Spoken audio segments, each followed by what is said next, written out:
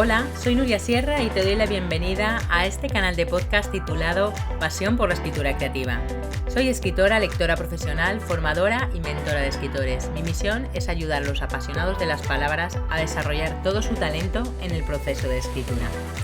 En este canal quiero compartir contigo toda mi experiencia acerca de técnica narrativa, trucos de escritura y motivación para escribir. Este es un nuevo episodio de Contraportada, el programa exclusivo dentro de mi canal para entrevistar a escritores y escritoras exitosos y conocer su faceta más desconocida y su lado más personal. En este episodio vamos a entrevistar a Vanessa Monfort. Ella es escritora, dramaturga y periodista. Cuenta con varios premios importantes de literatura y es la autora del fenómeno literario Mujeres que compran flores, su cuarta novela que ya va por la edición número 27 y ha vendido más de 150.000 ejemplares. Hola Vanessa, ¿qué tal estás? Muchísimas gracias por compartir este tiempo con nosotros en Contraportada. De verdad que es un honor y un placer tenerte aquí.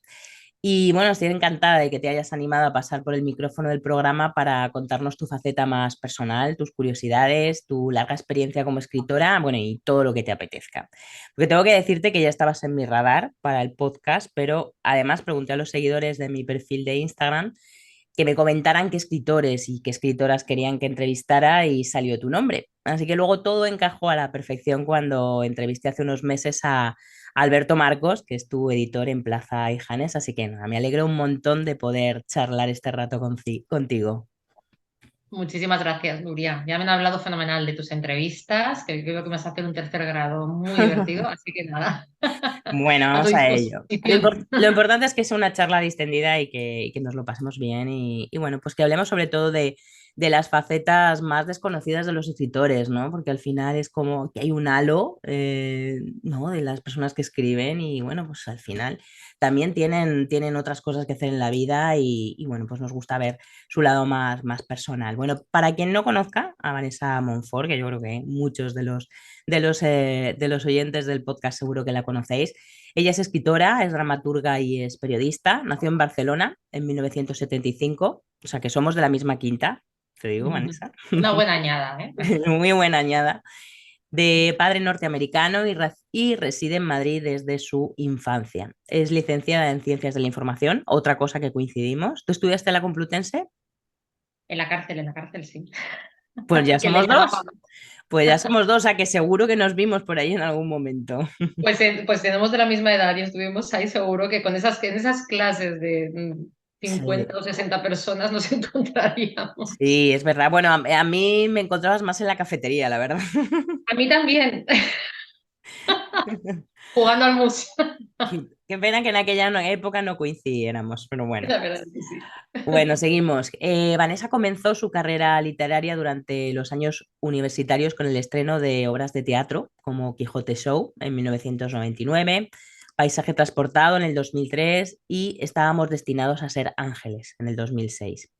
Ese mismo año obtuvo el 11º premio Ateneo Joven de Sevilla con su novela El ingrediente secreto, que está publicada en Algaida en el año 2006 y que creo que se vuelve ahora a publicar, me parece, que he Sí, visto. se O ha sea, publicado por Plaza, lo ha rescatado pues hace 2 meses, en marzo, en que la marzo. verdad es que fue muy, muy importante para mí porque era una novela que tenía desaparecida, mi anterior editorial, y entonces sigue siendo, así como hay obras de teatro que jamás volvería a estrenar, muy Ujú. antiguas. Esta es una novela que estaba deseando que los lectores actuales pudieran leer, así que bueno, fenomenal, ha sido un poco mágico. Qué bien poder volver a acercarnos otra vez al ingrediente secreto.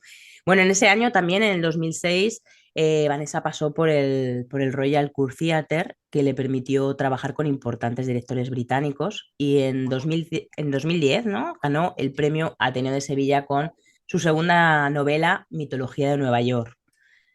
¿Cuántos premios en Sevilla? Bueno, es que cuando me has dicho que me hablabas desde Sevilla, digo, es mi talismán, mi ciudad talismán. Yo iba, siempre voy tan feliz a Sevilla como que mi 40 cumpleaños, como quería hacer algo importante y feliz, dije, ¿dónde puedo estar en un lugar más que suponga algo más luminoso para mí? Y me fui a Sevilla Sí. arrastrando a mis amigos. Sí, o sea, fueron además dos premios que supusieron un antes y un después en mi carrera literaria, claro. Sí, sí, sí, bueno, porque bueno, el premio Ateneo de Sevilla sigue siendo un premio con mucho recorrido y muy, muy importante. Sí, es una ciudad luminosa, Sevilla, sin duda, y muy creativa. Bueno, en 2012, Vanessa continuó su carrera como dramaturga, realizando junto con Marina Boyain la primera versión teatral de La Regenta, basada en la novela homónima de Leopoldo Alas Clarín, que fue una producción de los Teatros del Canal de Madrid. En 2014 publicó con Place y Janés su tercera novela, titulada La leyenda de la isla sin voz, que se desarrolla en la ciudad de Nueva York y que fue galardonada con el premio de novela histórica Ciudad de Zaragoza en 2015. Bueno, ahora nos vamos a Zaragoza para el siguiente premio. Sí, También, además soy de Zaragoza de forma consorte, porque mi pareja lo es, y además mucho, porque sus películas, Miguel Ángel La Mata, sí. tienen mucho que ver con Zaragoza. Así que ya mucha gente se piensa que soy de Zaragoza, pero he producido películas allí también. Bueno, pues entre eso y el premio, vamos, Ujú. que asumo Zaragoza dentro de la tercera pata de mi biografía. Qué bueno. Pues mira, hablando de Miguel Ángel Lamata, en 2015 fundaste, ¿no? Con él la productora Bima Beime, ¿no? Con la Me que hicisteis en 2016 el primer largometraje, Nuestros Amantes, protagonizado por, bueno, por Michelle Jenner, Eduardo Noriega, Fele Martínez, Amaya Salamanca. Y ese mismo año se publica la cuarta novela de Vanessa, Mujeres que compran flores, cuya trama gira alrededor de cinco mujeres que compran flores por distintas razones y que, según manifiesta ella misma, ¿no? Dio un giro radical a su producción. Cuéntanos eso. Sí, además es que se divide en dos mitades, porque si ahora mismo son 7 las novelas que tengo y pues casi 20 textos teatrales, pues ¿Mm? digamos que la mitad estaban protagonizados siempre por hombres. No me preguntes por qué, porque yo qué sé, porque siempre me ha interesado, quizá por la cosa de periodista, más el mundo de los otros. Entonces siempre me he alejado en edad, en sexo y hasta en nacionalidad de mis personajes en las primeras novelas. Y sin embargo, de repente, a la mitad de mi producción, empecé a escribir sobre el mundo de la mujer. No sé si fue por cumplir los 40, no sé si fue porque tomé conciencia de que lo era. El caso es que me interesaron las mujeres como personajes y nuestra generación también. Mm, Así que ahí empecé a escribir con protagonistas femeninas que fueran potentes, también en teatro, también en ujú. teatro, y a buscar aquellas que estaban en el pasado y que quería rescatar. Entonces, esa es la segunda parte de mi producción literaria, con lo cual el giro fue, por un lado, en ese aspecto, por otro lado, en que me permitió llegar a lectores de todo el mundo por primera vez, ¿no? Ujú. Sí, sí, bueno, porque hoy mismo que estamos grabando este podcast, que es el 4 de mayo de 2023, se lanza una edición especial de la novela con contenido adicional que es una verdadera preciosidad. O sea, y la novela como tal va ya por la edición, ya no sabemos, hemos perdido la cuenta. Yo tengo la número 26, la última que he comprado, Creo pero que no son sabemos. 27, pero tendríamos que preguntarle a Alberto. Tendríamos que preguntar a Alberto. No sabemos, bueno, creemos que es la número 27 o 28, pero lleva ya más de 150.000 ejemplares vendidos. Ahí es nada. Bueno, Vanessa también forma parte del colectivo artístico llamado Hijos de Mary Shelley, que fue fundado por Fernando Marías, que desgraciadamente nos dejó en febrero del año pasado. La verdad que fue un shock. Yo creo que todos los que conocíamos a Fernando no sé, la verdad, a mí me impactó muchísimo la noticia, ¿no? Con este colectivo participó en las sesiones de homenaje a la pionera feminista Mary Wollstonecraft, ¿no? La madre de Mary Shelley, y en el libro también titulado Wollstonecraft, Hijas del Horizonte, donde también figuran otras importantes escritoras como bueno, Espido Freire, Cristina Cerrada, Eva Díaz Riobello o María Zaragoza, que esta última también pasó por el micrófono de contraportada hace unos meses. Pondré por aquí en la descripción de este podcast los enlaces a esas entrevistas, tanto a la de María como a la de Alberto Marcos. Bueno, Vanessa también ha dirigido en teatro El Hogar del Monstruo, que fue una obra producida por Fernando Marías, ¿no? Y estrenada en el 2016 en el Centro Dramático Nacional. Y sus últimas novelas, El sueño de la crisálida y La mujer sin nombre, que va precisamente sobre la historia de María Lejárrega, ¿no? Que hablabas antes de las mujeres un poco silenciadas por la historia, están publicadas también en Place Janés en 2019 y 2020 respectivamente. Bueno, no, de verdad, no sé si me dejo algo relevante de tu vida profesional, personal, algún dato que... Seguro que no, y hay cosas de las que ya casi me he olvidado. Mira, ahí ves ese sombrero que tú sí puedes ver ahora mismo colgado. Es Sí. el sombrero de Fernando, que de Ah, Fernando siempre me acompaña. Así que escribo bajo su influjo. ay, sí, la verdad es que fue, ya te digo, nos quedamos como wow, flasheados, la verdad, bueno. Bueno, el colectivo sigue vivo, Hijos de Mary Shelley. Bueno, en realidad yo creo que está en un estado ahora mismo como latente, pero el alma era Fernando. Es Ya. cierto que han creado algo que es muy poderoso y que hace que sigamos en contacto y que sepamos que somos más que los hijos de Mary Shelley y los hijos de Fernando Marías, ¿no? Ujú, sí. Entonces, tenemos esta hermandad que va más allá de las cosas que hagamos juntos. De hecho, voy a convocar en breve una reunión dentro de unos meses que quiero llamar la Noche de Fernando Marías para que nos vayamos encontrando tanto el colectivo, los que formamos parte de ese colectivo, como los amigos que le echamos de menos simplemente para celebrar su vida y para celebrar la suerte que tuvimos de tenerle cerca, ¿no? En mi caso, más que como un padrino literario, que lo fue desde que tenía 22 años, 23, Ujú, y desde que daba mis primeros pasos vacilantes en el mundo de la literatura, pues era un padre y era mi mejor amigo, con lo cual es bonito cuando tú dejas esa estela detrás y todos los que estábamos en contacto y los que no lo hemos estado, pero que podamos estarlo en el futuro, podamos compartir todas aquellas anécdotas diferentes y seguir haciendo más y más grande ese puzzle maravilloso que era Fernando, ¿no? mm. La verdad que sí, una persona muy generosa además. Ujú, sí. Bueno, pues vamos con las preguntas. Esta primera pregunta se la hago a todos los autores, a todas las autoras que pasan por el micrófono de contraportada. Y a todos los pongo como como en un brete, ¿no? Como, bueno, es que esta pregunta no me la había hecho nunca, ¿no? ¿Qué te negarías a escribir? Algo que no rime conmigo, como decía Cyrano de Bergerac, ¿no? Que es probablemente mi obra de teatro favorita de todos los tiempos. Eh, Algo que no rime conmigo, pues quiere decir algo que yo no sienta que soy yo. Entonces, afortunadamente, no he tenido que hacerlo nunca. O incluso cuando he recibido encargos en novela, no, porque novela es verdad que siempre he propuesto la novela y luego, pues, o haya ganado un premio, no, porque solamente se ven los éxitos siempre, ¿no? Pero no las veces que te has presentado a un concurso y te han dado con la puerta de las narices. Ya. Eh, es verdad que en el mundo editorial he tenido pocos noes a las ideas que he propuesto.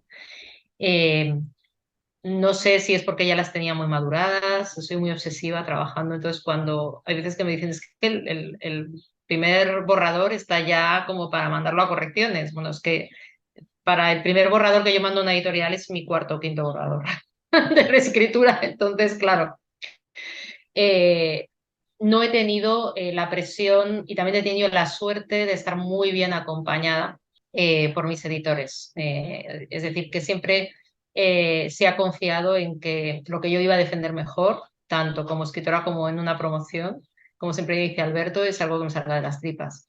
Entonces, nunca he escrito nada que no rime conmigo. En teatro, curiosamente, que sí, he trabajado por encargo. Claro, el encargo tú lo aceptas o no lo aceptas. Si ya ves que no va contigo la cosa, pues entonces no lo aceptes, a no ser que pues te vaya la economía en ello. Pero como el teatro tampoco va a solucionar tu economía, generalmente intento tener trabajos satélites y alimenticios de la literatura hasta que he podido prescindir de ellos por etapas y por temporadas, ¿no? o me lo han permitido las ventas de los libros, pero por lo general siempre he intentado recurrir pues, a dar clases y a otros trabajos que me acercaran a la literatura, pero que no afectaran a tener que coger algo o escribir algo que yo no sintiera que tenía que escribir. Entonces, me hayan salido mejor o peor, estoy orgullosa, o sea, creo que me reconozco en cada una de las obras que he escrito, incluso y sobre todo en algunos encargos, porque te sacan de, soy muy fan de los encargos en teatro, te sacan de tu lugar de confort y de repente dices, ¿podría escribir yo esto? De repente, Fernando, ¿no? Que era el experto en liarnos a todos con cosas inverosímiles, de repente me introdujo en el teatro de terror. Eran cuentos de terror, pero yo decidí pasarlos de ahí al teatro y luego posteriormente le lié yo a él para que lo hiciéramos teatro. O sea, esto era habitual. Él me liaba a mí, luego yo a continuación le devolvía la pelota.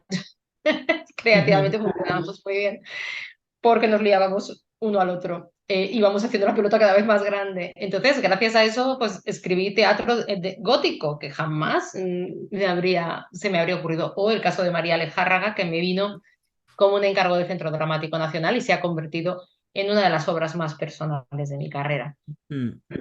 Con lo difícil que es escribir terror, a mí me parece, y el gótico que me encanta, digo, qué complicado, pero bueno, entiendo que Fernando, que era un liante, seguro que lo conseguía todo. Sí, sí, Bueno, nos sabía inspirar, claramente. hablaremos luego de eso que comentabas del cuarto. El cuarto borrador es el que mando, ¿no? O sea, una vez que ya he revisado 4 veces el libro, es lo que mando al editor. Luego hablaremos de eso, luego retomamos el hilo. Bueno, ¿qué libro de otro autor o de otra autora ya fallecido, bueno, o vivo, te hubiera gustado escribir? Muchos, pero si tengo que pensarlo así rápidamente, si está viva. Escrito en el cuerpo de Janet Winterson, sería un libro que me habría encantado escribir. Mm. Eh, A mí la pasión. bueno, es que eh, probablemente, no sé, El viejo y el mar, a lo mejor, de Hemingway, me parece un libro escrito en estado de gracia. Sí, siendo muy distintos y no teniendo mucho que ver con mi forma de escribir tampoco, ¿no? Otras obras de Hemingway no me habría gustado escribirlas, por ejemplo. O sea que siempre dices, haber escrito Adiós a las armas, pues fenomenal, porque es un clásico, pero así como hacerme ilusión, Ya. Ajá. sería esa. Pero bueno, es que hay muchas. Lolita Nabokov, Moby Dick. Bueno. Hay muchísimos libros que me habría gustado escribir, sí. Jo, Lolitas que son palabras mayores. Solamente el primer párrafo, vamos. Yo es que directamente doy las clases con él muchas veces Ya. en la universidad, así que Es que solamente el primer párrafo ya, ¿cómo ya inicia dices, esa ya te puedes novela? morir tranquilo si has escrito ese párrafo. Total, total. Bueno. ¿Y recuerdas la primera historia que tú escribiste? ¿Era teatro o era Era un cuento? cuento Ujú. que era a ratos prosa poética y yo no me acuerdo, pero se acuerda mi madre. Mm. Es un cuento que todavía conservo y que lo encontré no hace mucho en una mudanza, además, que me hizo mucha ilusión. Y dije, hombre, este era el famoso. La cosa fue que mi madre me regaló un diario, que era en realidad, o sea, era un cuaderno con hojitas así de otoño alrededor para que tú escribieras dentro. Entonces estaba hecho como para que tú escribieras tu diario. Cada vez que me regalaban un diario, incluso cuando me regalaban unos cuantos por mi comunión, que eso se hacía muy habitualmente, Mm. yo los utilizaba como libros de relatos. A mí no me importaba un pimiento contar el día a día y la realidad. Yo la realidad la transformaba en ficción y la escupía en un relato porque era mi forma de ver el mundo ya entonces, porque si no, como que yo creo que no lo digería, había algo que hacía ahí cortacircuito. Ujú. Entonces, Sí. el primer cuento es un cuento donde Nueva York, ciudad a la que viajaba desde muy chiquitita, para ver a la familia de mi padre. Entonces yo me abrochaba el cinturón con 2 años ya sola. Ujú. Y daba de comer a la gente con la comida de los aviones. Nueva York era una especie de país de las maravillas que no era real más que en mi imaginación. Es decir, que todos esos personajes, todos esos edificios, pero quizá lo que yo sentía de pequeña, que yo me metían en una lata, me escupían en un lugar distinto y yo llegaba allí y tenía la sensación de que esas vacaciones o eso lo que fuera, en realidad ellos se pensaban que existía toda esa gente que estaba ahí y los edificios, pero no. No, Estaba solo en tu cabeza, ¿no? solamente existía en mi imaginación. Tú fíjate lo que son las cosas que yo había olvidado por completo ese cuento, Sí, que no sé si habría alguno entre medias y tal, pero yo era muy chiquitita, porque tendría 5 años, una cosa así, o 6. Antes había escrito algunos poemas y tal, que parece ser que pudo ser el germen claro de Mitología de Nueva York, que el argumento es ese, anda, fíjate. solo que lo convertí en un thriller. Entonces, para que veas cómo las obsesiones se quedan en la mente de las personas. Pero es que luego más adelante tengo cuentos que eso sí los conservaba, donde Madrid era una especie de universo en el que pasaban cosas y en lugares concretos y además todo muy relacionado con el hormiguero, que era la gran ciudad, y con el que todo el mundo iba a toda prisa y como todo el mundo por su raíl. Ahí ya estaba el adolescente, estaba en plan contestatario, ¿no? Como Sí. quererse salir del sistema donde vive todo el mundo y que eso es algo que luego, pues fíjate, desde Mujeres con Flores hasta El sueño de la crisálida, pasando por la novela que estoy escribiendo ahora, está más que presente. Ujú, sí, sí, fíjate qué curioso, decías tú de muchas, de que hay cosas que están en el germen cuando somos niños, ¿no? Y que no sabes por qué, pero te van como persiguiendo a lo largo de toda la vida. ¿Qué te gustaba hacer de niña, aparte de escribir? ¿Algún talento tenías que has ido perdiendo? Bueno, o a lo mejor no. Fuera todo lo que fuera artístico. O sea, yo me inventaba coreografías y obras de teatro con mis vecinos, los liaba a todos. Y entonces me acuerdo que una vez hicimos una representación, pues ahí tendríamos como 8 años o 9 años de cantando bajo la lluvia, con paraguas y todo.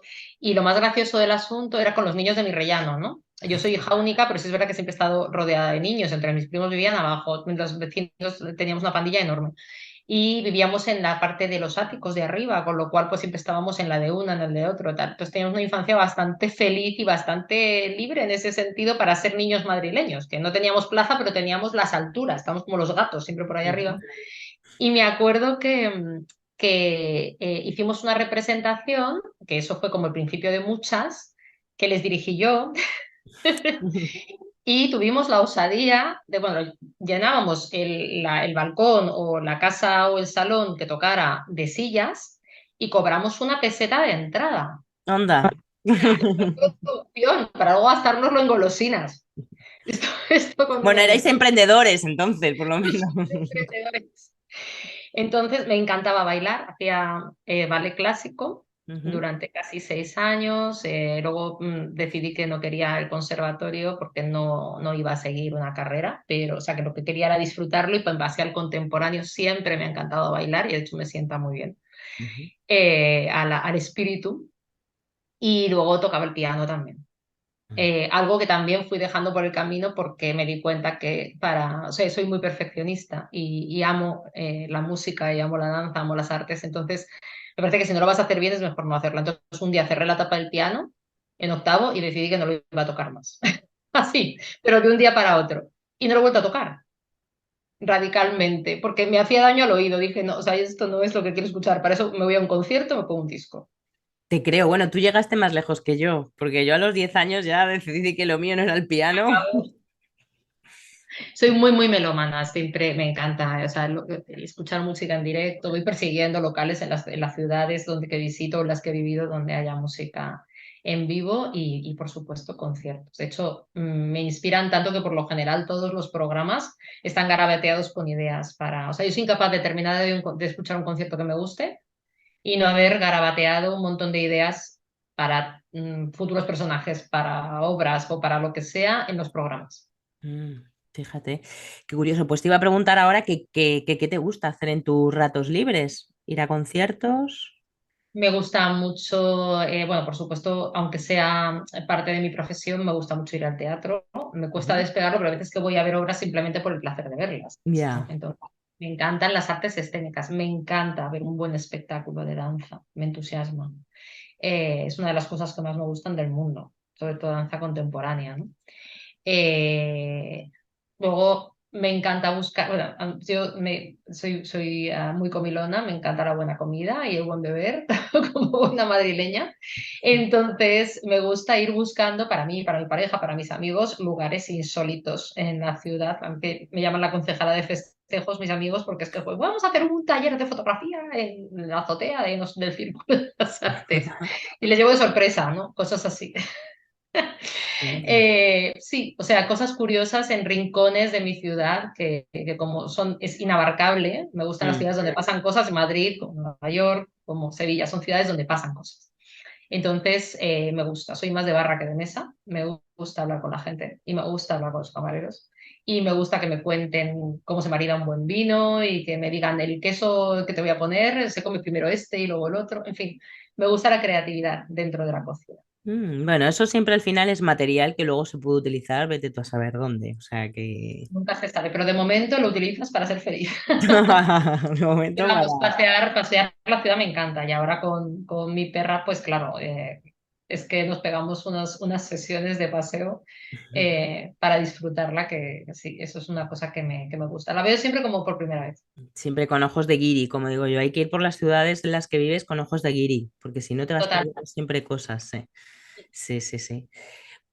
¿Cuándo supiste que te ibas a dedicar a la escritura? O sea, ¿fue algo así, wow, un flash o fue eso, un proceso natural desde niña? No lo recuerdo porque desde que tengo memoria lo he querido ser.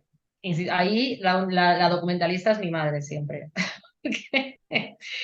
Porque yo no tenía antecedentes de escritores en la familia, más bien son todos de ciencias. Médico mi padre, cardiólogo, abogada, pero criminóloga mi madre y con una gran pasión por las ciencias.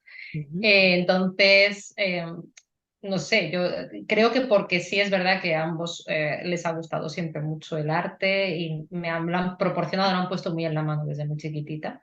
Pues ir al teatro y a ver cualquier tipo de artes escénicas, leer, ¿no?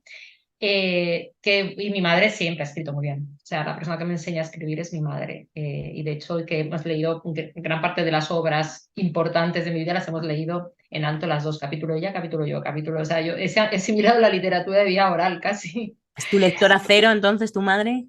Totalmente, pero Ah, vamos, lectora cero y complicada, sobre todo mm. cuando hablamos de thriller porque tiene de formación profesional. Claro, claro, como buena criminóloga, claro. Claro, claro, eso no es verosímil, eso en España no es así, solo en Estados Unidos es bueno, en fin. Bueno, ahí tienes ahí una fuente de documentación muy importante, ¿eh? No, aparte de que te destripa los finales de todas las películas. Como te descuides, no te lo destripa, pero estás viendo un thriller con ella y te da igual que sea en el cine, que sea en... Y entonces ya ves y dices, y dices, que no me hagas ese gesto. Y dices, no, es que ahí se les ha olvidado. No, no, porque ya enseguida tira del hilo Ujú. y el tercio de película ya sabes quién es el asesino, porque lo ha matado y demás. O sea que, bueno, ver el CSI con tu madre. No, no, bueno, el CSI ya, olvídate. Sí, sí. Además, no, si no he dicho nada, pero pone gestos, entonces da igual, te lo destripa. Con lo cual, sí es la lectora cero, por supuesto. Mi pareja también. El Ángel es muy bueno en esto que decimos de solo cuenta la historia, ¿no? No te enredes, entonces es muy bueno desbrozando todo lo que sobra. Así que sí, sí, cuando yo me voy por los cerros de Úbeda, pues me devuelve un poco a mi ser. Y luego, pues bueno, o sea, todo lo que ha sido el escribir en casa, empezar a jugar con las figuras retóricas, se me enseñó pues de muy temprano, pues tendría yo 10 años y yo estaba jugando con el símil, con la metáfora, con la sinécdoque, o sea, con el oxímoron, con cosas así que tenían palabras extrañísimas, pero mi madre me decía, esto es cuando utilizas esto, la sinestesia significa, me volvía loca la sinestesia, y más cuando supe que era una enfermedad, dije, yo quiero tener eso. Quiero ver todo así, como oler los colores, o sea, me parecía una cosa maravillosa, ¿no? De hecho, tengo un poema que se llama Sinestesia, de muy niña, de muy jovencita. Entonces, claro, mi madre, esos juegos, o sea, me convirtió la literatura en un juego, con lo cual a mí me gustaba jugar con las palabras y yo, según ella, empecé a escribir casi a la vez que a leer. Aprendí a leer y a escribir literatura, quiero decir, a un tiempo. No, no, no me interesaba escribir cosas que no fueran a ningún sitio, sino sentimientos y ficción desde el principio. Y luego también yo creo que cuando tú asimilas que es algo agradable, no solamente un juego, pues encontrarte a tu madre leyendo un día de lluvia, con las ventanas abiertas en un sillón y que tú te apoyes a su lado y te vayas fijando en las páginas que va leyendo y las leas todas desordenadas y cojas tu propio libro y te digan, no, es que estos libros que están en la última estantería, Vanessa, eso solamente cuando seas un poco más mayor, ¿no? Pero de momento no. ¿Qué hacía yo? Pues subirme en el sillón y alcanzar esos libros donde estaban ya todos los existencialistas, tal. Claro, yo en mi mente de adolescente, claro, como si me hubieran dado la vuelta al cerebro, pero era ese tipo de cosas que hacía muy inteligentemente para picarme y yo Ya. picaba como un pececillo de "Ay, Hombre, los libros prohibidos de mamá". Tiqui, tiqui. basta que te digan que no puedes hacerlo, vamos, está Claro, clarísimo. claro, entonces ella sabía, pero yo quitaba los huecos, pero ella veía perfectamente dónde estaba el hueco. Por supuesto que no habría ningún libro ahí. Bueno, algunos un poco complicados para cierta edad, pero no había ningún libro ahí que ella supiera que me podía trastornar, de Mm, verdad. pero sí es verdad lo que dices, ¿no? Que qué importante es que un niño lea, que sus padres lean, ¿no? Y que es un hábito, Que yo lo creo vean. que se adquiere en casa, porque por mucho que queramos, ¿no? En las escuelas, ¿no? Y en los colegios inculcar el hábito, al final, si no lo ves en tu casa, es complicado, ¿no? Así que, bueno. Es que el hábito no lo hace la obligación. ¿Coleccionas algo? ¿Te gusta coleccionar algo? Pues no soy nada coleccionista, o sea, es una cosa que es que siempre me ha fascinado porque no, o sea, mira que lo he intentado incluso, ¿eh? Me encantan los gatos, entonces pues me dio durante época por coleccionar figuritas de gatos en diferentes lugares del mundo, pero vamos que coleccioné 6 y me aburrí. ¿Para qué quiero tantos gatos? Entonces... Luego hay que limpiarlos, ¿no? Luego hay que... Y los cromos, o sea, los cromos, dejaba todas los álbumes de cromos a la mitad, porque es que me aburría a la mitad y decía, pero qué rollo, ahora intercambia el cromo, busca el cromo, o sea, que no. Pero con el tiempo, si lo pienso, mi verdadera colección es de buenas personas. Soy una gran coleccionista de personas extraordinarias. Estoy muy bien acompañada en la vida. Y en eso sí que puedo decir que rastreo, que cuando me encuentro una, la detecto y me empeño, vamos, son flechazos, ¿eh? Con mis amigos y con mis amigas. Me empeño en que esté en mi vida y en estar yo en la suya. Así que suelo cuidar muchísimo a mis amigos y son mi tribu, son mi familia, con lo cual, pues muchas veces me lo dicen cuando hago una reunión en casa o cuando hago viajes. Además, soy muy gregaria, me encanta compartir a mis amigos, que surjan proyectos entre ellos, que surjan viajes entre ellos, o sea, no que tengan que contar conmigo para todo, que eso ha sido muy útil cuando he vivido fuera, porque luego los podía ver todos juntos, Ujú. porque ya se habían hecho amigos entre sí. Ya, claro. Cuando tienes poco tiempo dices, uy, mira, reúno la tribu y ya están todos. Pero sí es cierto que eso es algo que me ha salido siempre de manera muy natural. No sé si tendrá que ver, insisto, en ser hija única y yo considero los amigos de verdad como una hermandad, ¿no? Luego, evidentemente, hay niveles, hay amigos que ves más, con los que tienes más intimidad, con los que viajas, otros con los que no viajas. Pero vamos, en resumen, he tenido la suerte de tener ese detector y soy una gran coleccionista De de tribu. personas increíbles. Sí. Bien, bien. Bueno, yo creo que ese intangible que es de lo más tangible que te puedes encontrar en la vida es muy importante. Y esa es la colección que te llevas para siempre, desde luego. Para mí es lo más importante. Ujú. De todas tus facetas, bueno, de las más importantes, ¿no? Vamos a centrarnos en novelista y en dramaturga, ¿en cuál te sientes más a gusto? Es que no las distingo. Es decir, Igual, ¿no? sí, porque son diferentes formas de expresar lo mismo. Al final, mi trabajo es exactamente el mismo, que es partir de la hoja en blanco y escribir una historia. Entonces, de hecho, muchas veces cuando empiezo a escribir, no sé en qué se va a convertir. Ha habido alguna ocasión en la que, por ejemplo, hay una obra de teatro que se llama El Galgo, que empezó siendo una novela corta y cuando la estaba escribiendo era casi todo diálogo y me di cuenta que eso viviría muchísimo mejor esa historia en un escenario y a la mitad de repente decidí, no me costó porque ya lo estaba haciendo sin querer, decidí que iba a ser teatro y de hecho es una de mis obras más traducidas. Y al revés, o sea, por ejemplo, El síndrome del copiloto, como se llamó al principio, Mujeres se compran flores, iba a ser una obra de teatro De hecho, así se la conté a mi editor, Alberto Marcos. Sí. Era la primera parte, o sea, en realidad empezaba con el barco y casi todo, o sea, no había casi escenas en tierra. Yo sabía que alguien la estaba ayudando a la protagonista a hacer ese viaje en barco, pero era una obra de teatro que luego la he hecho este año. Es decir, que transforma, ha sido como que de repente yo se la estaba contando a Alberto y me dijo, pero es que esto te está saliendo tan de las tripas que igual tendría que ser tu siguiente novela, pero yo le había contado otras dos ideas. Dije, hombre, yo la estoy escribiendo para mí y ya veré, yo me la he imaginado en teatro, un barco en medio del escenario, no sé qué. Pero es verdad que me están creciendo personajes alrededor que le están ayudando a hacer este viaje. Dice, pues, ¿por qué no? Bueno, total, que fue culpa de Alberto que yo me lanzara a escribir esa novela que tantas alegrías nos ha dado a los dos.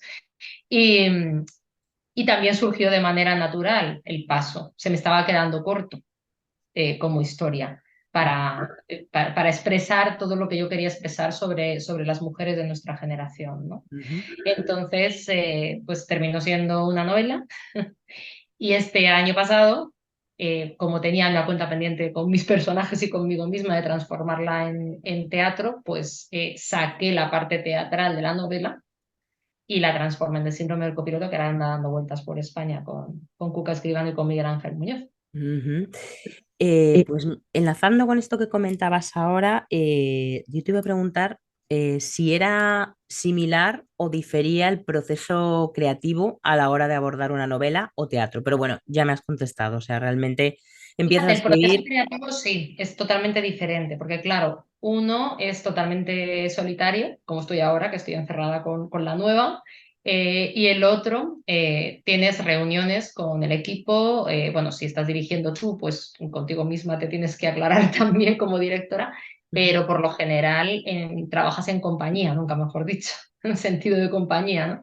ujú, Entonces, generalmente, en mi caso, yo ya voy escribiendo para actores concretos. Si es un encargo del Centro Dramático Nacional, también se está pensando enseguida en el casting, vas como toda la vez, con lo cual es un trabajo que vas consensuando y contrastando mucho más, no es solitario.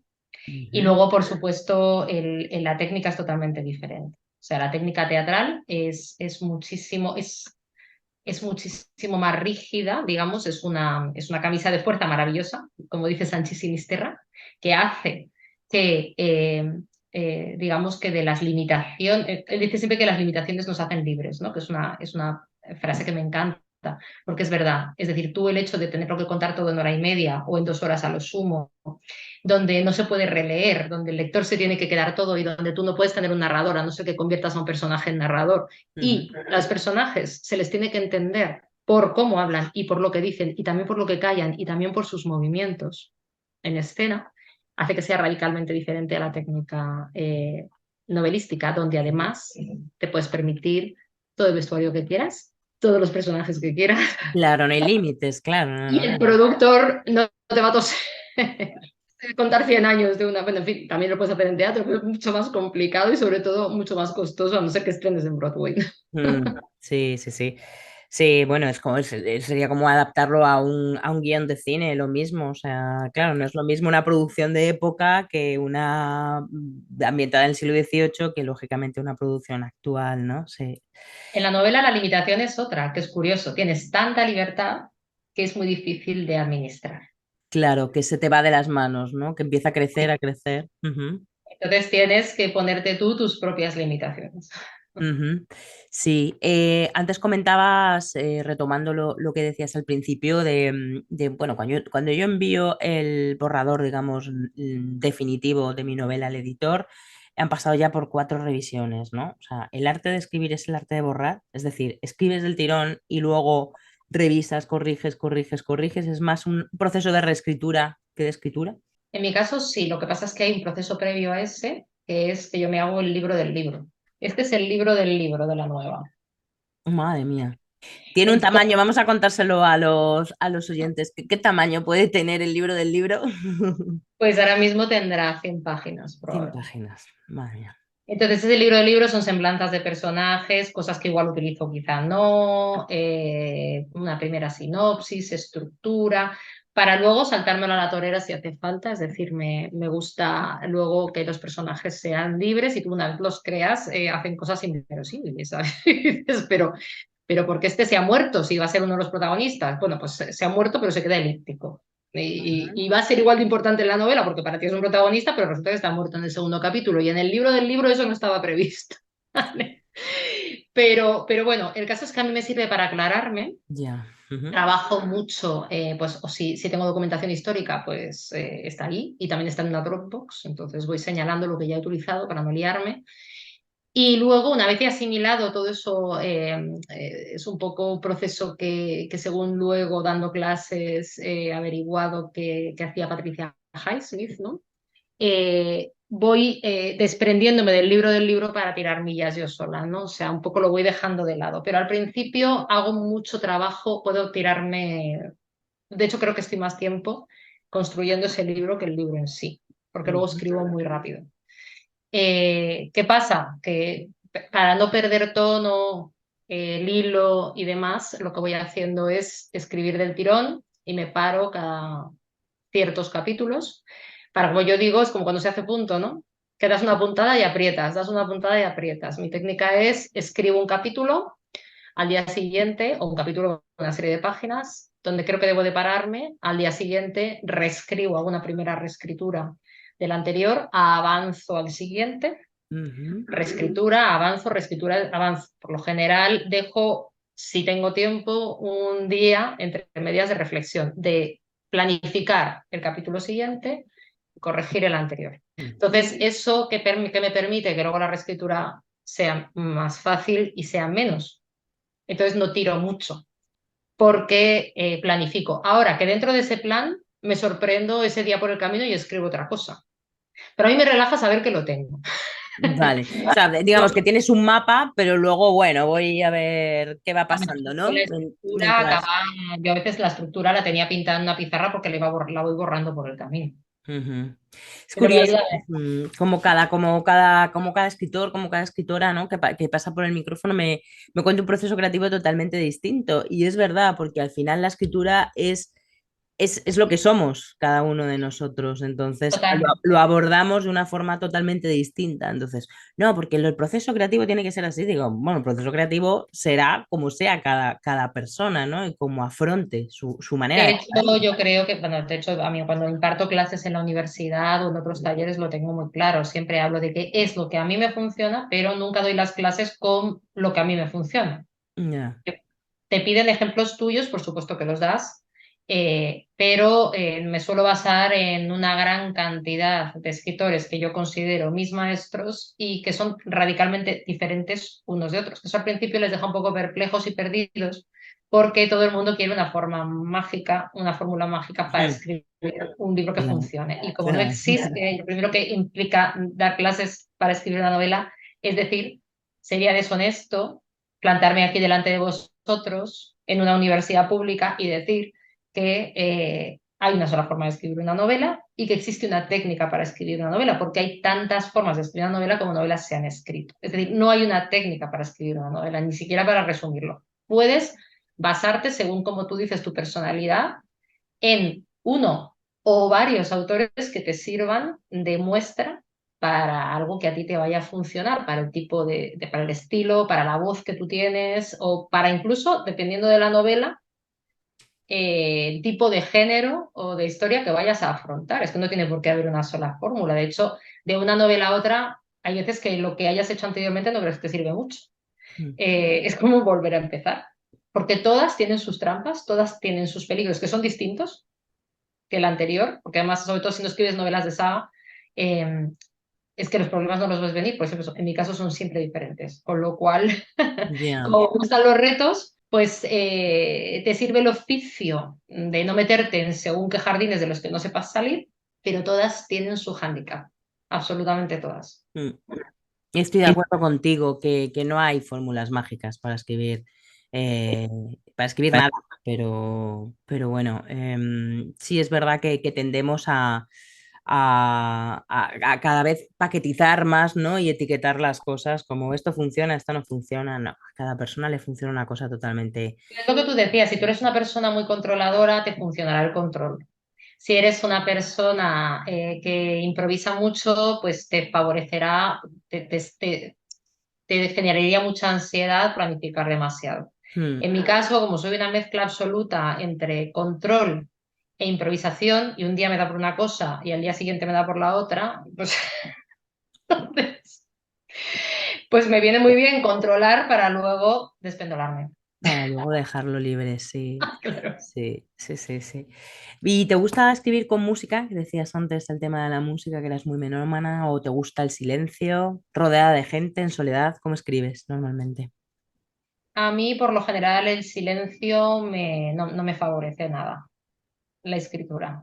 Quizá, yo que sé, vendrá de nuestra etapa periodista, pero claro, yo estaba acostumbrada a trabajar no muchos años, pero rodeada de teléfonos que sonaban, gente que se gritaba entre sí y en una redacción. Entonces, obligado te veas Ya. para concentrarte. Con lo cual a mí el excesivo silencio no me hace concentrarme mejor.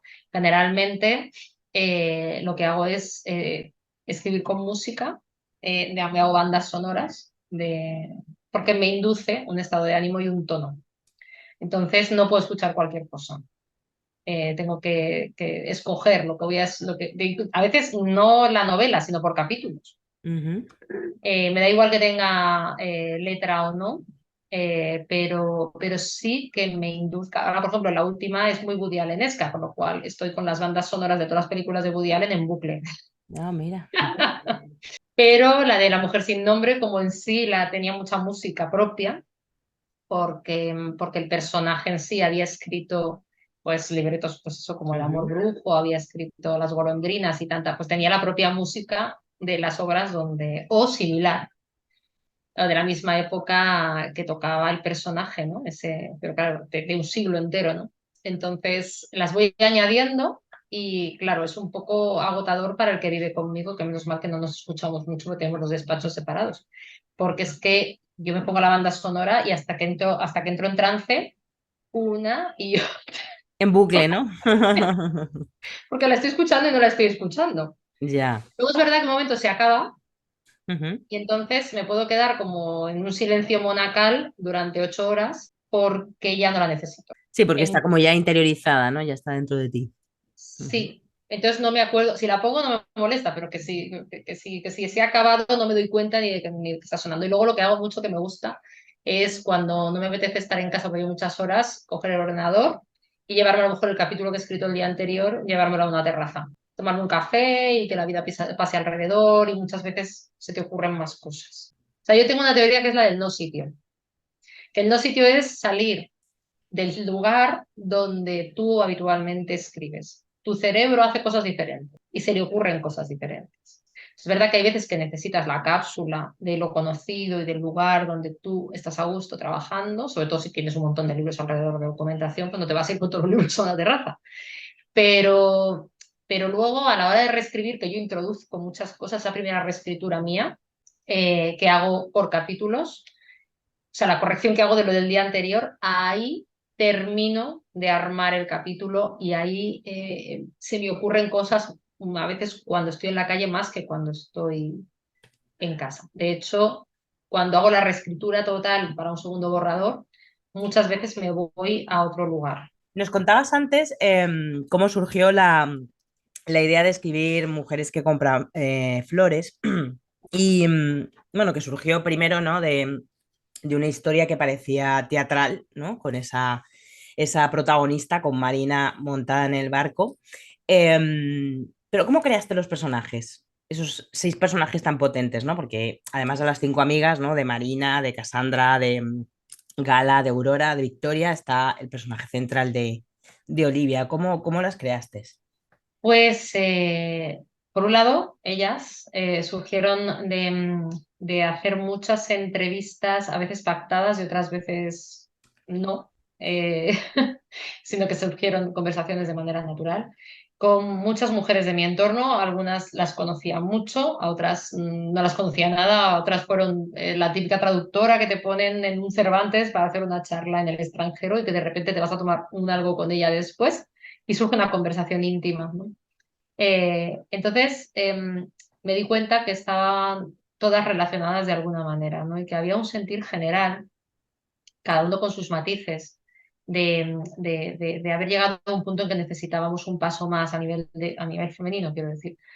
Como que nuestra generación estaba en un punto en que había llegado, en que las cosas no avanzaban y que se necesitaba, pues, revisitar el feminismo y con una sensación general de no llego, de corro detrás de mi vida y no y de insatisfacción también, ¿no? Yo decía, pero vamos a ver, ¿cómo puede ser que mujeres de países distintos, con profesiones interesantes que se supone que tendrían que estar felices con sus vidas, porque tienen esta sensación de insatisfacción? Ujú, Entonces empecé a escarbar y me encontré como algo que yo lo resumí en diferentes síndromes que aquejaban a la mujer contemporánea y empecé a jugar con ese concepto, con la idea, te digo, de que fuera una obra de teatro. ujú, Empecé con el síndrome del copiloto y terminé, pues eso, el síndrome de la superwoman, de la bella sufriente, en fin, todas tenían un factor común, que era haber nacido en una época, pues, de las mujeres que tendrían en ese momento 40, habrían pasado la frontera de los 40 y que se estaban replanteando sus vidas, ¿no? Una necesidad de darse premios a sí mismas que no se estaban dando, de no pensar demasiado en sí mismas, de estar corriendo contra reloj en una carrera hacia ninguna parte, de falta de conciliación absoluta, pero ya no solamente con o sea, de conciliación hijos, eh, eh, trabajo, sino conciliación con sus parejas, con sus padres. O sea, como yo escuchaba mucho nos hemos metido en una trampa. ujú, Me daba mucha pena y mucho miedo porque yo decía, pero ¿cómo puede ser que la libertad sea una trampa? Pues que no estábamos siendo tan libres, ¿no? Entonces empecé a reflexionar sobre eso, le pedí permiso a algunas de las personas con las que había hablado para profundizar un poco más y vi la posibilidad de crear no estereotipos, pero estereotipo siempre o sea, es peyorativo, que decir, el estereotipo es una forma de simplificar y generalizar, normalmente cayendo en la caricatura, ¿no? Arquetipo me refiero a que no era algo que yo hubiera leído en ningún lado, sino que era algo que me inventaba desde cero, un arquetipo o prototipo, digamos. O sea, resumir diferentes temas que aquejaban o que preocupaban a la mujer contemporánea en 5 mujeres muy diferentes. Y entonces las fui encajando, claro, evidentemente ahí tienes que generalizar, en diferentes modelos de mujer que había dado la libertad de la que ahora disfrutábamos y cómo se podía utilizar verdaderamente esa libertad que teníamos para no sentirnos pues atrapadas y qué pasos se tenían que dar para que esos personajes tuvieran una calidad de vida, ¿no? Entonces, bueno, pues ahí construí estas mujeres, dije, se tienen que encontrar en un lugar que no implique que estén haciendo un curso, que no implique que tengan pasiones comunes, que no implique nada. Y un día, pues, crucé por una floristería a la que había ido desde niña y dije, va a ser aquí. Compran flores, porque comprar flores lo puedes hacer por millones de motivos diferentes. Yo no sabía nada de flores, además, me tuve que enterar por el camino. Luego me sedujo mucho el lenguaje de las flores, ujú. que no sabía que existía, pero resulta que existe desde el siglo XIX. Sí. Y entonces ahí surgió la historia y bueno, pues muchas personas se han sentido identificadas, pero no solamente mujeres. Bueno, Alberto dio la campanada el día de la presentación diciendo que él era la bella sufriente. Él tenía el síndrome de la bella sufriente, pero no es el único. Es decir, claro, yo lo vi más en mujeres que en hombres, pero bueno, hay muchos hombres que me escriben que o bien Ujú. como Eduardo Noriega, que me decía un día, es que esto es un manual para entender a la mujer contemporánea. Eh, eh, pero también porque es que hay hombres que tienen esos mismos síndromes, te quiero decir, que no Sí, solamente afecta al mundo femenino ya por el punto en el que estamos, ¿no? sí. Curiosamente, 2 años después o sea, no, un año después, me parece, de la publicación de Mujeres que compran flores, estalló el fenómeno Me Too. Ujú, Por lo cual fue una ola a la que se subió esa novela, obviamente, aunque en ese momento ya llevábamos casi 10 ediciones. O sea, es decir, el día de la presentación de la novela en Madrid, hacía 2 semanas que había salido, ya salía la segunda edición. ujú. Sea, fue una cosa que no nos explicamos nunca. Y es verdad que tardó 6 meses en arrancar luego, porque fue la gente, o sea, fueron los lectores los que la fueron leyendo y se la fueron recomendando hasta hoy, que sigue siendo un libro que todos los años es como si acabara de salir de nuevas, ¿no? Y es una cosa que a mí me deja perpleja. O sea, es algo que uno no puede prever y que bueno, pues claro, te hace muy feliz.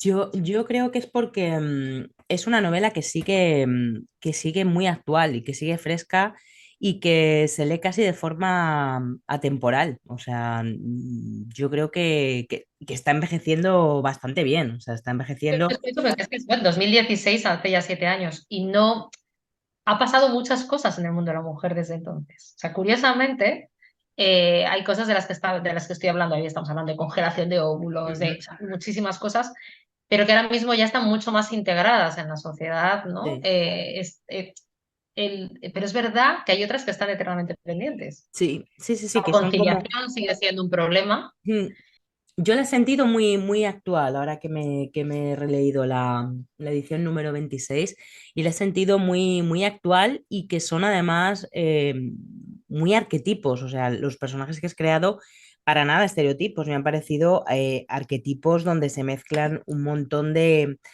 temáticas actuales de las mujeres, o sea, están encarnadas en cada una de las protagonistas, pero la realidad es que para mí, a mí me han parecido arquetipos, ¿no? Em, Fíjate lo que decías antes de que a veces hay cosas que no se pueden prever, ¿no?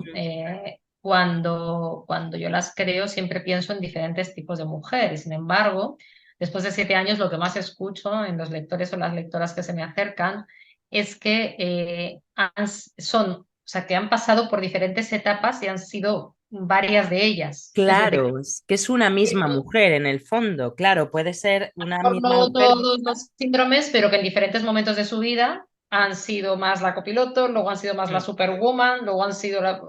Es curioso, ¿no? Entonces, eso son las típicas cosas que son mágicas en el mundo de la literatura, ¿no? Y que tú escribes con una idea y luego sirve de todas maneras, ¿no? La idea que completan los lectores y cómo la reciben los lectores, ¿no? La convierten en una novela diferente. claro. Bueno, eso yo creo que es el objetivo de la buena literatura, ¿no? Conseguir que el lector sea también partícipe y que el lector haga su propia lectura y relectura incluso de un libro. Yo creo que ahí, fíjate, creo que aparte de los personajes, ¿no? Y en este caso de la ambientación también de mujeres que compran flores, porque por cierto, la floristería existe, ¿verdad? Sí, sí, bueno, existe hasta el punto de que hemos hecho allí lecturas dramatizadas de la novela, Sí. firmas de la novela. Ahora la edición especial haremos otra lectura dramatizada otra vez, que funcionó muy bien y que se vio en streaming en todo el mundo. Y luego hay un cuaderno, lo llaman el cuaderno de Olivia, Ujú. como aparece en la novela, donde los lectores de todo el mundo van dejando mensajes. Entonces yo hay veces que cuando quiero darme un chute de autoestima o la tengo por los suelos, voy al Jardín del Ángel y me meto en esa especie de oasis Sí. y leo a mis lectores. O sea, me he convertido en lectora de mis lectores, que no sé si puede haber algo más bonito. Qué bueno, sí, la verdad que es preciosa esa floristería, vamos, además lleva toda la vida allí, yo la conozco desde toda la vida, en ese Cuando rincón. tiene solamente como floristería 2 siglos. Joder, madre mía, qué maravilla. Pues hablando de eso, ¿no? De la ambientación, de los personajes, creo que una de los grandes hallazgos también de la novela es la temática, ¿no? Es los temas que tratas. ¿Crees que esa temática te ha obsesionado a partir de ese libro? Que tú decías que había como un antes y un después, ¿no? Que antes eh, es verdad que todos tus personajes eran masculinos y te centrabas más en hombres y a partir de mujeres que compran flores cambias radicalmente. Quizá En también el- te diré, no sé, yo esto eso es algo que también he recapacitado y he reflexionado, que muchas bueno, de las mujeres de nuestra generación, lo que hemos leído durante toda la vida han sido hombres. Y hasta que no hemos Sí, empezado a leer a mujeres, ¿no? Y a descubrir que había también escritoras, porque claro, los libros de texto La mayor parte eran hombres. Claro, o sea, yo creo que más que la temática, porque en realidad para mí la mujer no es un gran tema, pero hay muchos temas dentro de ese tema. Ujú, Entonces, lo único que tienen en común las siguientes tres novelas, o sea, La mujer sin nombre, El sueño de la crisálida y Mujeres se compran flores, es que aunque hay hombres que acompañan a las protagonistas, los convierto en secundarios, secundarios que son muy importantes. Pero, pues por ejemplo, Leandro en El sueño de la crisálida es un personaje que le gusta mucho a mis lectores, es el gran amigo de la protagonista, ¿no? Pero ya es el gran amigo de la protagonista, ya no es el protagonista como en las anteriores, ¿no? Entonces, em, la única diferencia es que convierto en protagonistas a las mujeres, pero luego los temas son muy diferentes. Por ejemplo, en Mujeres que compran flores, la temática sobre todo es el duelo, es cómo superar el cambio, ¿no? El, algo que se dice mucho en esa novela es que lo único que nos aparta de la felicidad es el miedo al cambio, ¿no? Y es una cosa en la que yo estaba pues me estaba reflexionando mucho en ese momento, ¿no? Es el miedo a cambiar las cosas o a que cambien sin nosotros o a controlarlas, el más vale lo bueno conocido, lo malo conocido que lo bueno por conocer. Da igual que se trate de una pareja, que de un trabajo, que de un estatus, que de un país. Eh, es una novela que, para mí, o sea, Mujeres que compran flores, como una de las críticas, es una novela social. Y este miedo al cambio es universal, quiero decir, no tenga que ver con la mujer. Solo que las mujeres, yo creo que porque nos autoimponemos una serie de obligaciones, ¿no? Que por cuestiones casi, bueno, pues, de educación sobre todo, nos han caído como una losa, pues el tema de no separarte por los hijos, de no cambiar de ciudad porque le afecte al trabajo de tu pareja. Es decir, estamos educadas para el sacrificio, estamos educadas para dejar lo nuestro siempre para después, para los demás. Es decir, que no nos priorizamos. Entonces, ese era el tema de Mujeres que compran flores y el apostar por el cambio cuando era necesario, aunque de momento supusiera una crisis, que las crisis están llenas de oportunidades, hasta las económicas. Sí ujú. se saben ver, ¿no? Lo que pasa es que, bueno, es difícil y hay que estar muy fuerte mentalmente y no siempre uno está. Luego, El sueño de la crisálida recogía uno de los temas de Mujeres que compran flores. De hecho, la teoría de la crisálida es uno de los capítulos de Mujeres que compran flores, Ujú. pero hablaba de otras cosas totalmente diferentes. Hablaba del acoso laboral, hablaba del acoso escolar. Eran dos mujeres, es verdad, pero una de ellas había salido de un convento de clausura donde la habían maltratado, o sea, monja, que es que no tenía nada que ver con las anteriores. La otra periodista ahondaba mucho en el estrés al que nos conduce la sociedad en la que vivimos, ¿no? Lo que le llamo en esa novela la rueda del hámster.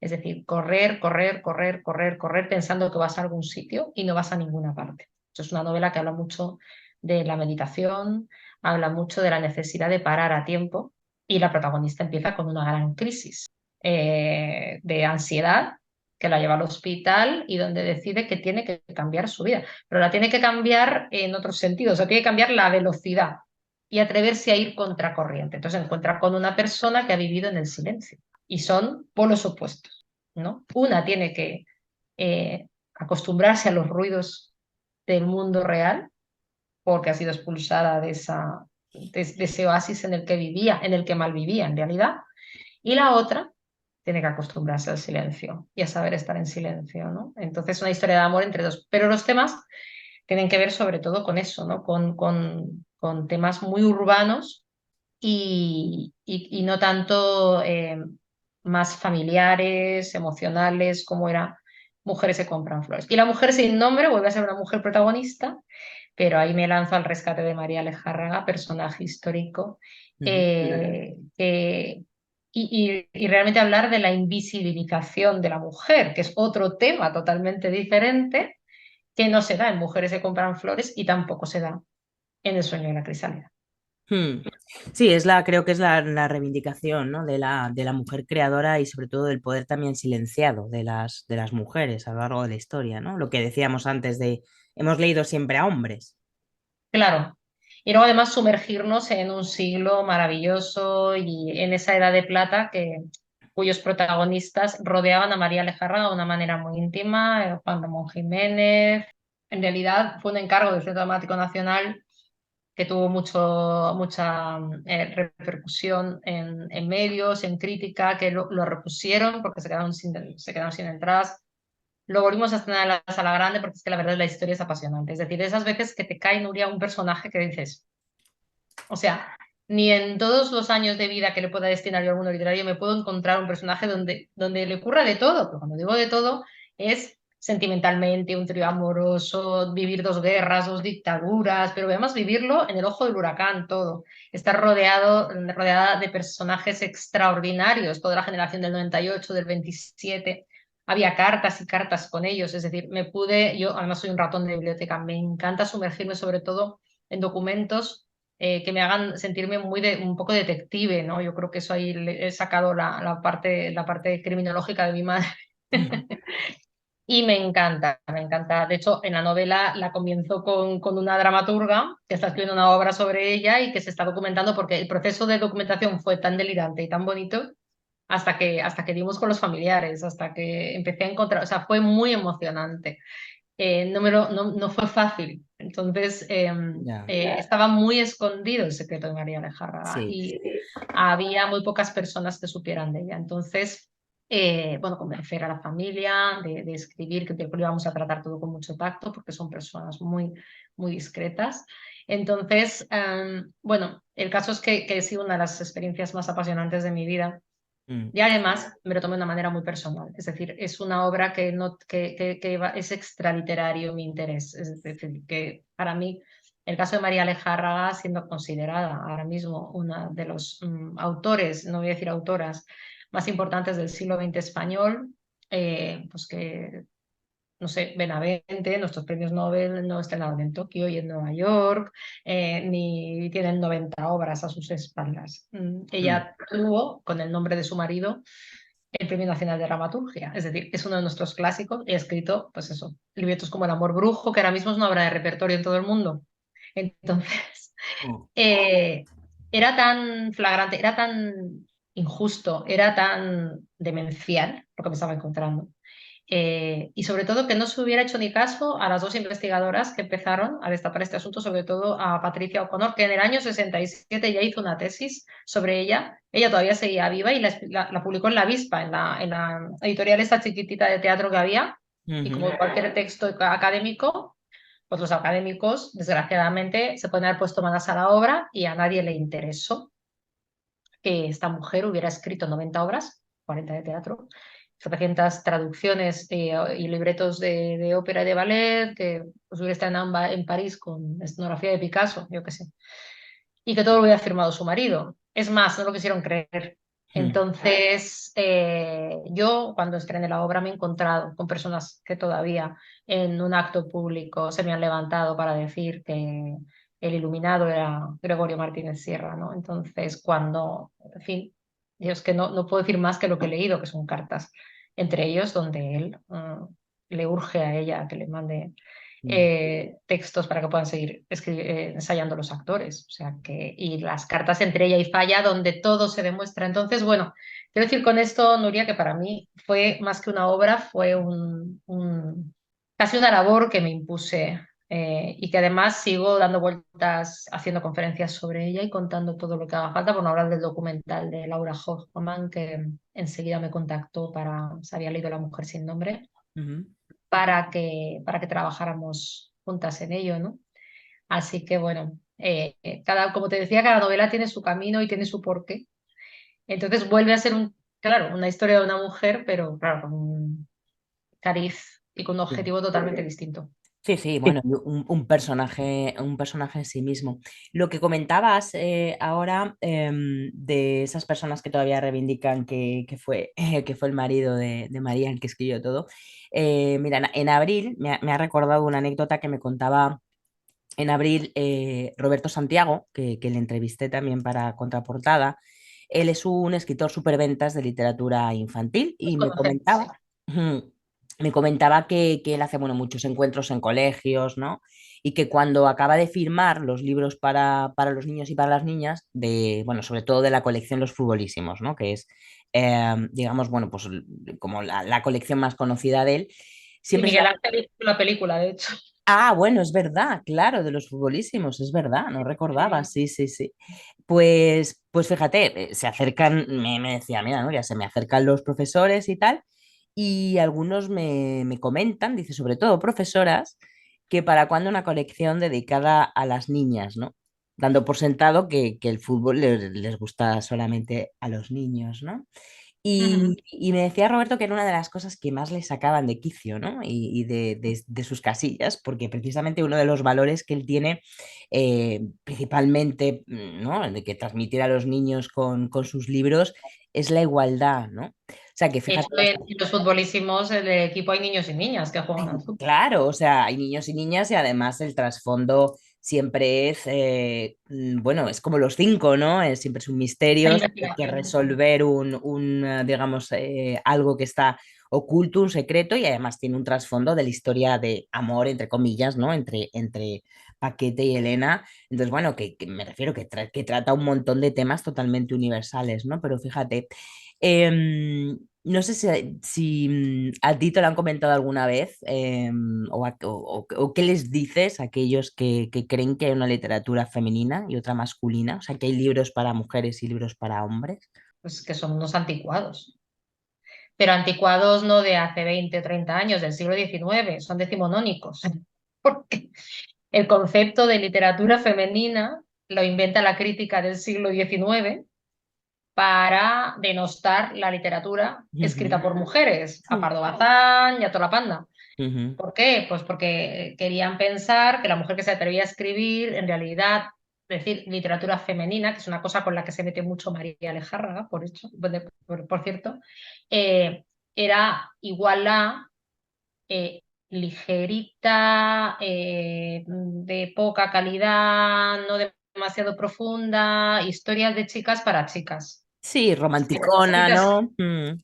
Sí, pero no solamente romanticona y sentimentaloide, sino eh, facilita, ¿no? Que no Ligera. hiciera falta tampoco, porque el intelecto pues estaba reservado a los hombres, ¿no? Mm, Entonces, bien por la que lo recibía, bien por la que lo escribía, eso era lo que le llamaban literatura femenina. Entonces metían en el mismo saco a toda la que escribía en ese momento, ¿no?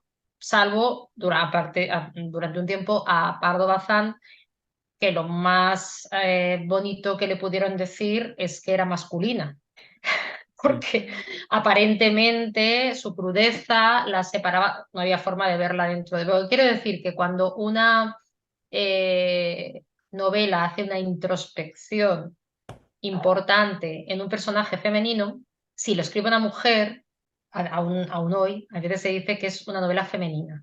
ujú. Y si lo escribe un hombre, es una novela profunda, la introspección en el mundo, en un personaje femenino. Y eso es lo que no puede ser. Sí. Quiero decir, o sea, es que no podemos movernos con términos del siglo XIX porque es que es absurdo. Es como una vez, la típica pregunta que te hace un periodista poco perspicaz, que la mayoría lo son, pero de vez en cuando pues te toca pues una persona pues con poco tiempo para saber a quién está entrevistando, que nos ha pasado a todos como periodistas, o simplemente pues inexperta. ¿Mujeres que compran flores es una novela para mujeres? Y dices, a ver, alma de cántaro. Esto es como, esto, o sea, que sí, está centrado en el mundo de la mujer, pero que también hay protagonistas hombres y somos el 50% de la población y quiero creer que tú tienes hermanas, hijas, sobrinas o madre. O sea, que igual te puede interesar también lo que les pueda pasar a esos protagonistas, igual que a mí me puede interesar lo que le pase a 5 hombres en Ya, una novela, ¿no? ya. Bueno, entonces, digo, es que a ver, que aparezcan mujeres en el título no quiere decir que sea una novela para mujeres, porque entonces Yo soy un gato de Soseki de Natsume sería una novela para gatos. Mm. ¿Verdad que no? Ya, Ya ya, sí, está. sí, sí. Sí, es absurdo, ¿no? O sea, pues es un libro para personas que sepan leer, o sea, es que es tan De hecho, yo absurdo tengo como eso, muchos ¿no? lectores hombres, que lo primero que te lleva es a pensar que es para mujeres. Mal hecho, porque si yo veo un título que se llama Hombres que, eh, yo qué sé, que compran máquinas de escribir o que compran móviles, no pienso que sea una novela para hombres, Ya, sí, sí, sí, sí, sí. que me puede Sí, interesar igual.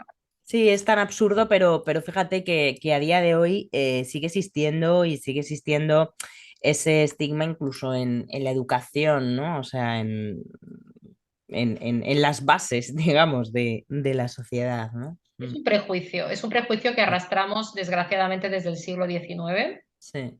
pero digo desde el siglo XIX porque en el XVIII es cuando las mujeres verdaderamente escritoras empiezan a despuntar. Entonces había ciertos sectores de la crítica que necesitaban desprestigiar eso. Ujú, sí, necesitaban que no les quitaran la silla, ¿no? No les quitaran el asiento. Ah, por lo menos no alentarlo.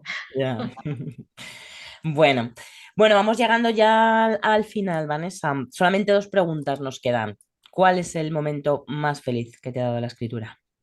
Han sido muchos, pero yo creo que uno de los más felices fue cuando me dijeron que había ganado el premio joven del Ateneo de Sevilla, porque yo era muy consciente de que los esfuerzos de haber dejado mi trabajo, de haberme dedicado con mis ahorros durante 6 meses a encerrarme y terminar esa novela que nunca terminaba, eh, habían dado sus frutos. Entonces me había atrevido a hacerlo y era muy consciente de que despegaba mi carrera literaria si lo aprovechaba bien. Entonces, además, coincidió con que me dieron la beca del Royal Court Theatre un mes después, Ujú. lo cual fue dejar mi trabajo y pensar que lo hice aterrorizada y pensar bien, has hecho bien. Eh, entonces yo creo que es que no me lo creía y me entró un poco de pánico escénico, la verdad. Quería recoger el premio a la Sevilla desde donde me hablas Ujú. y yo creo que era un premio que era una beca, en realidad, para continuar otro año, que no era mucho dinero, pero era suficiente como para que yo me planteara no volver a la agencia de publicidad donde estaba entonces, que me ocupaba todas las horas del mundo y no me dejaba escribir nada más que un rato los domingos. Entonces, fue una sensación de libertad maravillosa. El más triste perder a Fernando, El más triste, sí. sin ninguna duda. Entonces, como lo perdí vitalmente, pero también lo perdí como alguien totalmente asociado a mi vida literaria, ¿no? Entonces, la complicidad de todos esos viajes que hacíamos juntos, de todos los proyectos que hacíamos juntos, pues es como quedarse muy huérfano, no solamente humanamente, sino literariamente, ¿no? Entonces, sí, yo creo que ese es el más duro. Bueno, bueno, en fin, no hablemos de tristezas, vamos a dejarlo ahí. Solamente cuéntanos, ya para terminar, Te traes entre manos, una novela. Cuéntanos hasta dónde se pueda contar. Uy, ahora mismo entre manos y entre teclas, estoy on fire. Ujú. Cuéntanos, cuéntanos hasta dónde puedas. Pues bueno, en otoño, este otoño, saldrá una novela que tiene como no, bueno, todavía el título está No, no nos lo prácticamente digas, que cerrado, da mala suerte, no nos lo digas. pero está prácticamente cerrado, pero no está cerrado, pero tiene que ver con las relaciones entre madres e hijas, Ujú.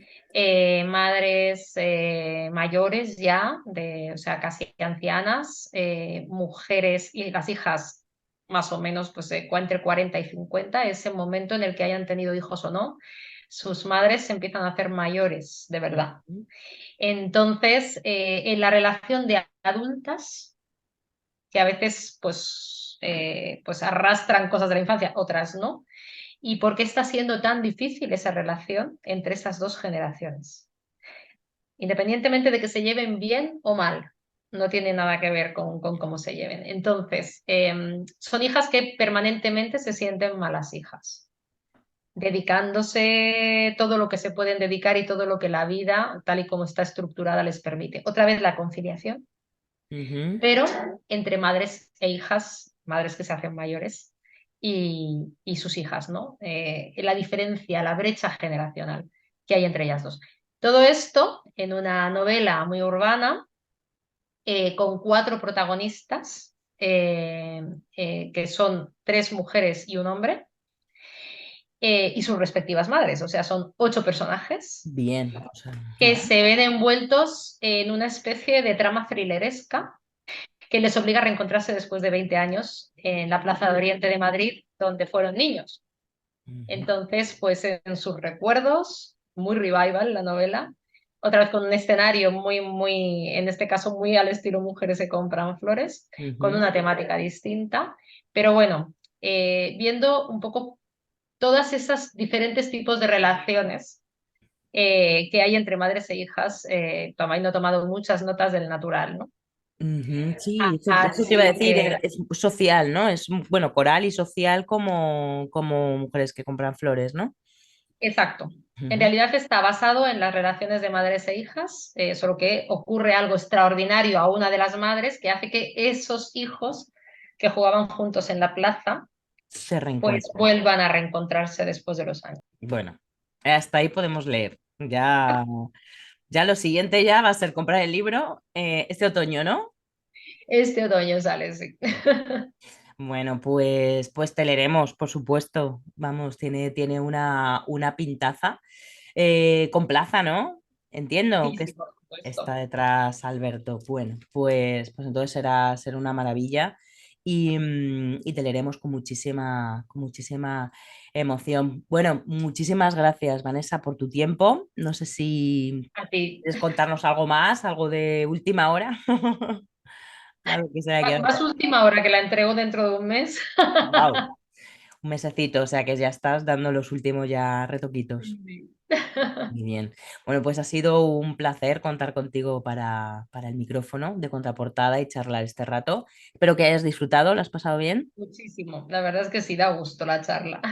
Me alegro. Bueno, te deseamos de verdad el mayor de los éxitos con el próximo proyecto inminente de otoño y con los siguientes. De verdad, ponte un abrazo enorme desde Sevilla. Muchísimas gracias, Nuria.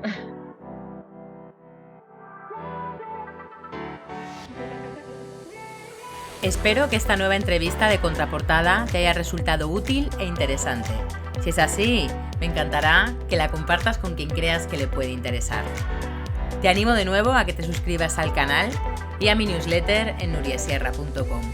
También puedes seguirme en todas las redes sociales donde comparto un montón de contenido acerca de técnica narrativa, trucos de escritura y motivación para escribir.